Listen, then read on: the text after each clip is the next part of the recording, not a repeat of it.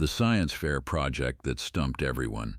A young student's attempt to build a robot caught the attention of the cafeteria worker during her break. She quietly offered a few suggestions about circuit design and programming logic. When the project won the state championship, people began to wonder exactly who was serving their children's lunch. Welcome to Interesting Human Stories. Before we dive into this remarkable tale of hidden brilliance and unexpected mentorship, tell me in the comments what city you're watching from today, and if you believe that wisdom can be found in the most surprising places, hit that subscribe button. These stories reveal the extraordinary minds hiding in ordinary jobs. The lunch line at Maple Grove Elementary School moved with the predictable chaos of 400 children between the ages of 5 and 11, each carrying plastic trays and the urgent hunger that comes from a morning of learning. The cafeteria buzzed with conversations about playground politics, upcoming tests, and the eternal question of whether the rectangular pizza was better than the round pizza. Behind the serving counter, Margaret Huang ladled portions of mashed potatoes, green beans, and chicken nuggets with the practiced efficiency of someone who'd been feeding children for 3 years. At 58, she wore the standard uniform of food service workers everywhere: navy blue pants, white polo shirt, hairnet, and rubber gloves. Her name tag simply read Mrs. H, a simplification that the children had adopted and that suited Margaret perfectly. To the students of Maple Grove, Mrs. was part of the institutional landscape, like the flag in the hallway or the motivational posters about reading. She was pleasant enough, always had a smile for the shy kids, and never shortchanged anyone on the good stuff like chocolate milk or cookie day desserts. But she was fundamentally invisible in the way that support staff often become in schools, essential to daily operations but rarely acknowledged as individuals with their own stories. The teachers knew slightly more about her. She was reliable, never missed shifts, and had a way with the more difficult children that suggested either natural patience or experience with young people. During faculty meetings, when lunch duty schedules were discussed, Margaret's name was mentioned with the kind of casual appreciation reserved for dependable colleagues who made everyone else's job easier. What none of them knew was that the woman serving their children's lunch had once been Dr. Margaret Huang, the youngest tenured professor in MIT's history, with 3 PhD degrees in quantum physics, computer science, and applied mathematics. Her research on quantum error correction had been cited in over 200 academic papers, and her theoretical work on quantum classical computing interfaces had laid the groundwork for advances that were still being developed 15 years later. Margaret's transformation from MIT professor to elementary school cafeteria worker hadn't happened overnight. The journey had been gradual, marked by a series of personal and professional disappointments that had eventually led her to seek anonymity in the most unlikely place, surrounded by children who cared more about whether she'd give them extra tater tots than about her academic credentials. Her academic career had been meteoric from the start. Born to immigrant parents who'd sacrificed everything to give their daughter educational opportunities, Margaret had been identified as gifted in elementary school and had never slowed down. By 16, she was taking graduate-level mathematics courses at UC Berkeley. By 22, she had her first PhD. By 28, she was already making headlines in Scientific American for her groundbreaking work on quantum decoherence. MIT had recruited her aggressively, offering her resources and research freedom that most academics could only dream of. For 12 years, she'd thrived in the competitive environment of academic research, publishing papers, securing grants, and mentoring graduate students who went on to impressive careers of their own. But academic success had come with costs that Margaret hadn't fully understood until it was too late. The pressure to publish, to secure funding, to maintain her reputation as a rising star in quantum computing had consumed her life entirely.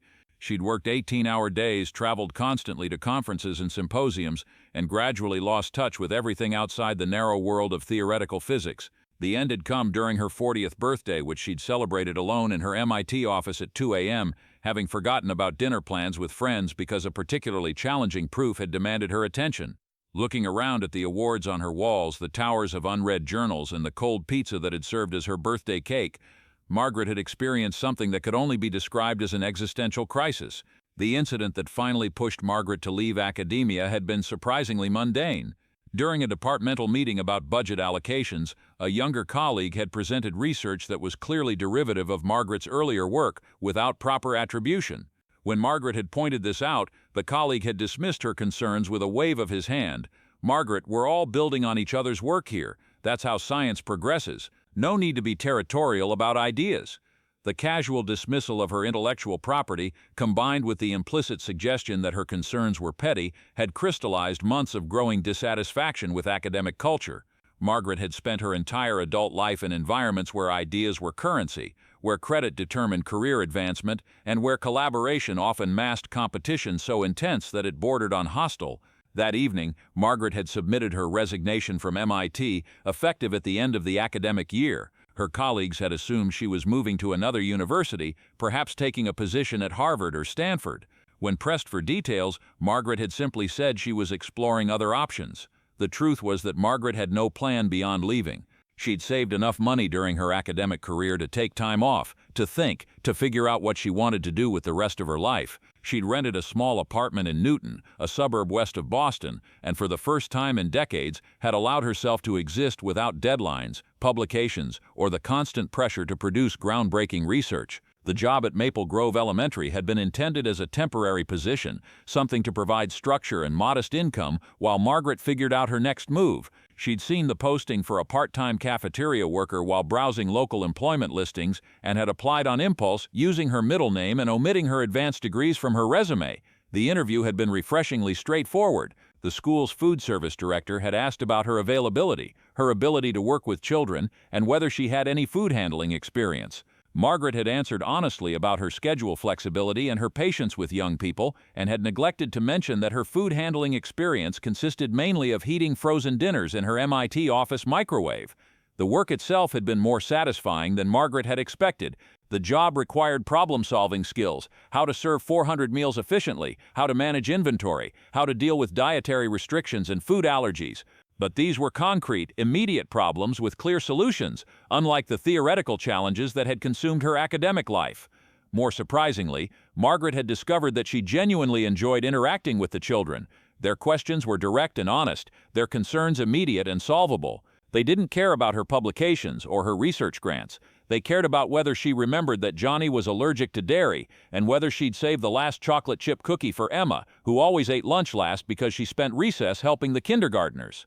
The annual Maple Grove Elementary Science Fair was scheduled for the third week of March, and the entire school had been buzzing with preparation for weeks. Students from 3rd through 5th grade were required to participate, presenting projects that ranged from the traditional volcano demonstrations to more ambitious attempts at original research.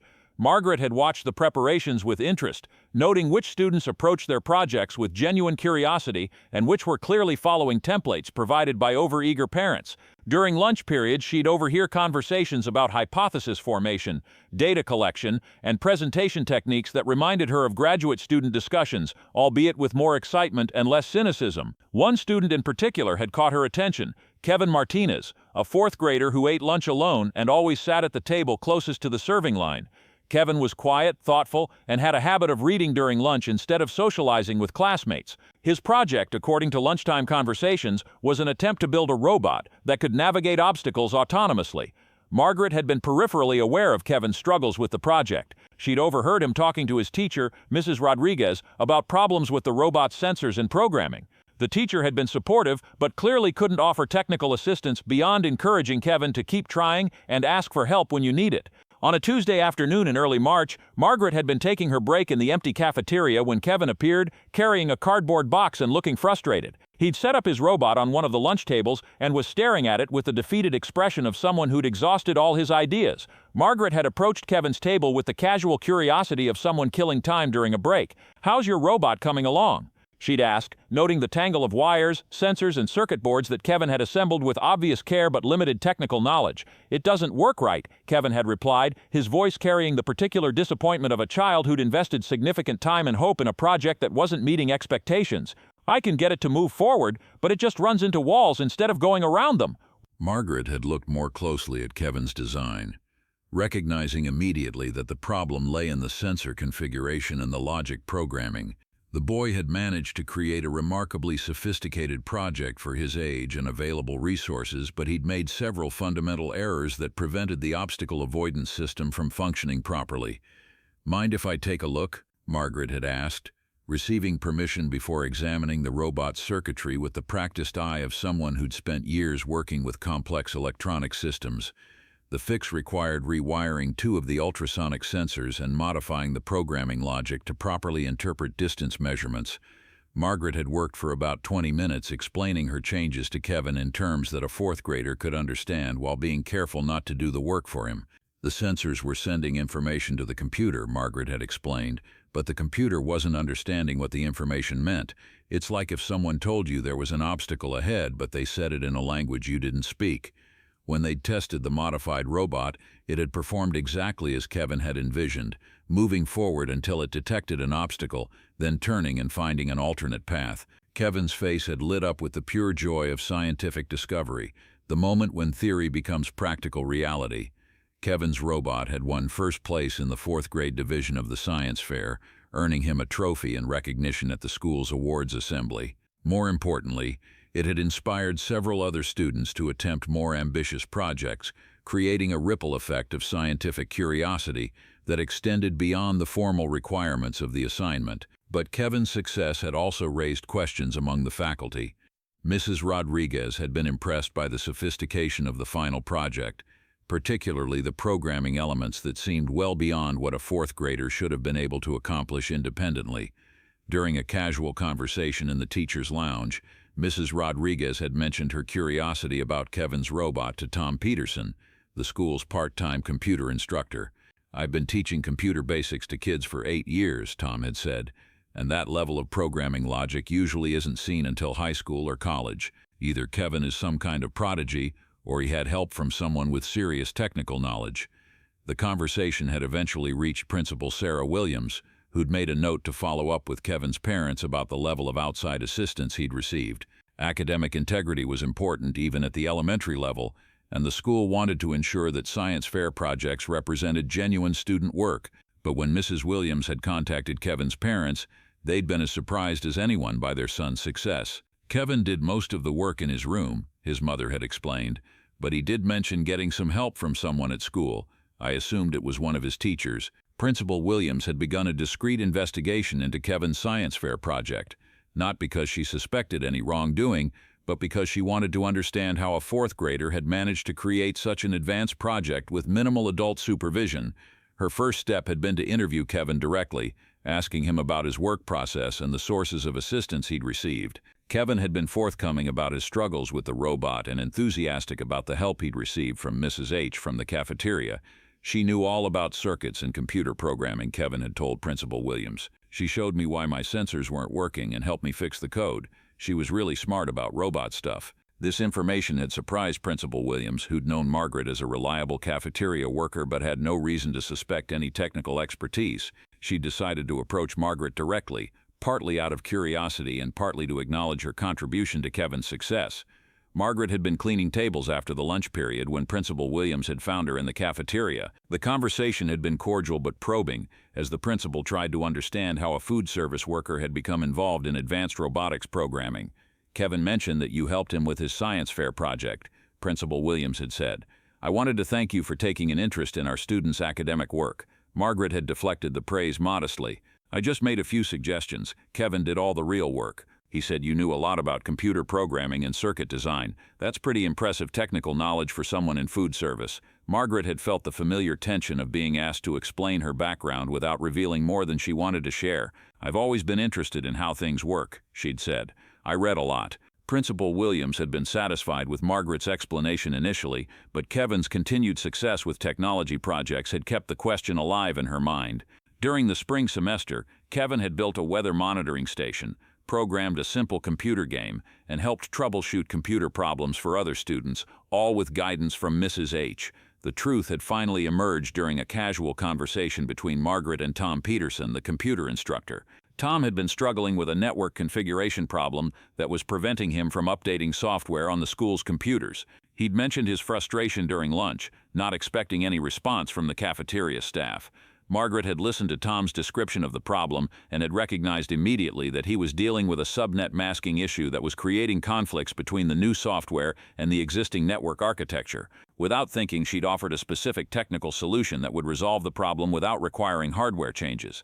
Tom had implemented Margaret's suggestion and had been amazed when it worked perfectly. More than that, he'd realized that her explanation of the problem had demonstrated knowledge of network architecture that went well beyond casual reading or amateur interest. "Where did you learn about network configuration?" Tom had asked Margaret after confirming that her solution had resolved the issue completely. Margaret had realized that she'd revealed more technical knowledge than was consistent with her cover story. "I used to work in technology," she'd said, which was technically true if vague about specifics. Tom had persisted with follow-up questions that had gradually revealed more details about Margaret's background. When she'd mentioned her experience with quantum computing research, Tom had realized that he was talking to someone with expertise far beyond what he'd expected to encounter in an elementary school cafeteria. The revelation of Margaret's true background had spread quickly through Maple Grove Elementary's faculty. Tom Peterson had shared his discovery with Principal Williams, who'd done her own research into Margaret's academic credentials. A simple internet search had revealed Dr. Margaret Huang's impressive publication history, her tenure at MIT, and her reputation as a leading researcher in quantum computing. The faculty's reaction had been mixed. Some teachers had been impressed and excited to discover that they had a world-renowned scientist working in their cafeteria. Others had been puzzled about why someone with Margaret's credentials would choose to serve lunch to elementary school children. Principal Williams had approached Margaret for a private conversation, acknowledging what she'd learned about Margaret's background and asking directly why she'd chosen to work at Maple Grove. "I needed a change," Margaret had explained. "Academic life became complicated. I wanted to do something simpler, more direct. But you're clearly gifted at teaching and working with children. Have you considered moving into education professionally?" Margaret had considered the question carefully. Over the past year, she'd discovered that she genuinely enjoyed helping students understand complex concepts, breaking down complicated ideas into manageable pieces that young minds could grasp and apply. "I hadn't thought about it seriously," Margaret had admitted, "but I have been enjoying the interactions with students who are curious about science and technology." Principal Williams had made an offer that would change Margaret's life again. "Our fifth-grade science teacher is retiring at the end of this year. The position requires a bachelor's degree and teaching certification, both of which you obviously exceed. Would you be interested in applying?" Margaret had spent the summer between her third year as a cafeteria worker and her first year as a science teacher, completing the requirements for Massachusetts teaching certification. The process had been surprisingly straightforward for someone with her academic background, mainly involving coursework in educational methodology and child development, rather than subject matter expertise. The transition from food service to classroom teaching had been more dramatic than Margaret had expected. Instead of serving lunch to 400 children, she was now responsible for educating 120 fifth graders across 5 different class sections. The work was more demanding intellectually, but it was also more satisfying in ways that reminded her of her favorite aspects of university teaching. Margaret's approach to elementary science education had been influenced by her years of advanced research. She'd developed hands-on experiments that demonstrated complex scientific principles using everyday materials, and she'd created problem-solving challenges that encouraged students to think like scientists rather than simply memorizing facts. Her former colleagues in the cafeteria had been supportive of her career change, though some had expressed confusion about her decision to leave food service for teaching. "Don't teachers make less money than we do?" one had asked, not understanding that money had never been Margaret's primary motivation. The students had adapted quickly to having Mrs. H as their science teacher rather than their lunch lady. If anything, her transition had enhanced her credibility with children who'd already known her as someone who paid attention to them and treated them with respect. By her second year as a science teacher, Margaret had established a reputation as one of the most effective educators at Maple Grove Elementary. Her students consistently scored high on standardized tests, but more importantly, they developed genuine enthusiasm for scientific inquiry that extended beyond the classroom. Kevin Martinez, now in 6th grade at the middle school, had continued to excel in science and technology courses. He'd credited Mrs. with inspiring his interest in engineering and had announced his intention to study computer science in college. Other students had followed similar paths, discovering passions for physics, chemistry, biology, and mathematics that had been sparked by Margaret's patient teaching and high expectations. Margaret had also begun mentoring other teachers in the district, sharing methods for making complex scientific concepts accessible to young learners. Her academic background had given her credibility with administrators and fellow educators who might otherwise have dismissed elementary science education as less rigorous than higher-level instruction. The irony of her career transition hadn't been lost on Margaret. At MIT, she'd been conducting research that might eventually benefit humanity through technological advances, but the impact had been abstract and distant. At Maple Grove Elementary, she was directly shaping young minds that would grow up to become the next generation of scientists, engineers, and informed citizens. During quiet moments in her classroom, surrounded by the evidence of her students' scientific curiosity, their questions, their experiments, their moments of discovery, Margaret often reflected on the path that had brought her from MIT's corridors to Maple Grove Elementary's hallways. The academic world had valued her for her ability to push the boundaries of human knowledge, to solve problems that only a few dozen people in the world could fully understand. But here, she was valued for her ability to nurture curiosity, to help children develop the thinking skills that would serve them throughout their lives, regardless of their chosen careers. Kevin Martinez had been the catalyst, but dozens of other students had benefited from Margaret's unique combination of world-class expertise and patient teaching. Some would go on to careers in science and technology, while others would simply become adults who understood how to think critically about the world around them. Margaret had found something in elementary education that had been missing from her research career: the immediate satisfaction of seeing learning happen in real time, of watching children's faces light up when they understood a concept that had initially seemed impossible. Dr. Margaret Huang continues to teach 5th grade science at Maple Grove Elementary, where she's become known for inspiring students to pursue advanced science and mathematics courses in middle and high school. Her classroom is filled with sophisticated experiments conducted with simple materials, and her students consistently outperform district averages on science assessments.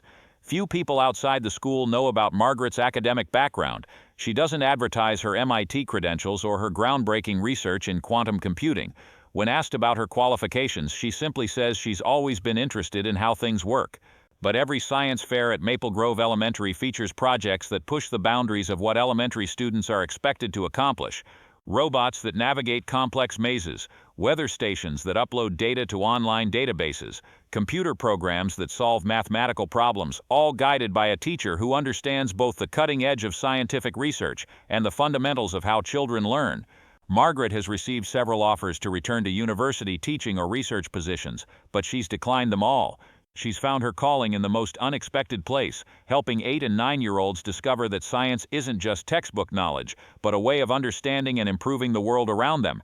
The woman who once published papers that advanced the frontiers of quantum computing now publishes lesson plans that help elementary teachers make science accessible and exciting. The researcher who once worked in isolation now collaborates daily with colleagues who share her commitment to education, even if they don't share her technical expertise. Margaret Huang may have left the prestigious world of academic research, but she hasn't stopped advancing human knowledge. She's simply found a different way to do it: one student, one question, one moment of scientific wonder at a time. The cafeteria worker who helped Kevin build his prize-winning robot has become the teacher who inspires dozens of students each year to see themselves as future scientists. And perhaps that transformation of young minds will ultimately have more impact on the world than any research paper could achieve. Sometimes the most important discoveries happen not in laboratories or lecture halls, but in elementary school classrooms, where brilliant minds choose to nurture the next generation of thinkers, dreamers, and innovators. So now I ask you, have you ever encountered unexpected expertise in someone whose job seemed ordinary? Someone whose patience in explaining simple concepts hinted at deeper knowledge? Someone who chose to teach children rather than seek recognition among adults? Share their story in the comments. Tell us about the hidden educators who shaped your understanding of the world. Because here at Interesting Human Stories, we believe that the most important teaching often happens in the most humble settings, in cafeterias and playgrounds, in after-school moments and casual conversations, wherever curious minds meet patient teachers willing to share their knowledge. If this story moved you, subscribe and share it. Help us honor the educators who choose impact over prestige, who find their purpose in nurturing young minds rather than impressing their peers. We'll see you in the next story. Until then, remember, the person serving your child's lunch, helping with homework, or volunteering at school events might be carrying more wisdom than you could imagine.